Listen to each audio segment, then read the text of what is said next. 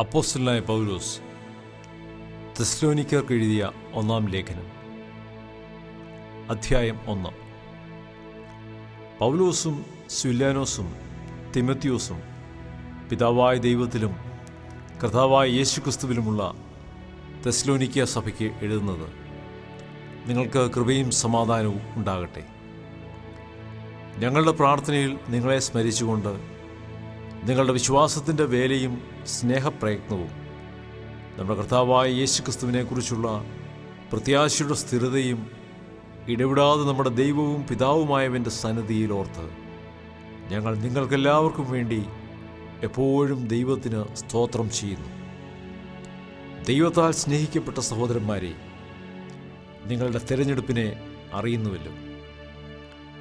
ഞങ്ങളുടെ സുവിശേഷം വചനമായി മാത്രമല്ല, ശക്തിയോടും പരിശുദ്ധാത്മാവോടും ബഹുനിശ്ചയത്തോടും കൂടെ ആയിരുന്നു നിങ്ങളുടെ അടുക്കൽ വന്നത്.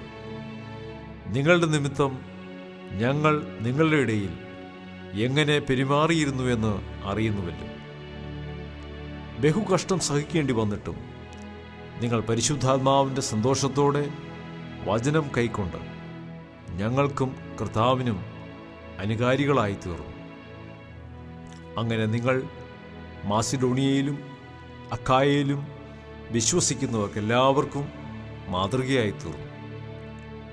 നിങ്ങളുടെ അടുക്കൽ നിന്ന് കർത്താവിൻ്റെ വചനം മുഴങ്ങിച്ചെന്നത് മാസിഡോണിയയിലും അഖായയിലും മാത്രമല്ല, എല്ലായിടവും നിങ്ങൾക്ക് ദൈവത്തിലുള്ള വിശ്വാസം പ്രസിദ്ധമായിരിക്കുന്നു.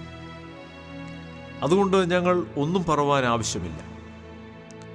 ഞങ്ങൾക്ക് നിങ്ങളുടെ അടുക്കൽ എങ്ങനെയുള്ള പ്രവേശനം സാധിച്ചുവെന്നും ജീവനുള്ള സത്യദൈവത്തെ സേവിപ്പാനും അവൻ മരിച്ചവരുടെ ഇടയിൽ നിന്ന് ഉയർപ്പിച്ച തൻ്റെ പുത്രനും വരുവാനുള്ള കോപത്തിൽ നിന്ന് നമ്മെ വിടുവിക്കുന്നതിനുമായ യേശു സ്വർഗത്തിൽ നിന്ന് വരുന്നത് കാത്തിരിപ്പാനും നിങ്ങൾ വിഗ്രഹങ്ങളെ വിട്ട് ദൈവത്തിങ്കിലേക്ക് എങ്ങനെ തിരിഞ്ഞു വന്നുവെന്നും അവർ തന്നെ പറയുന്നു.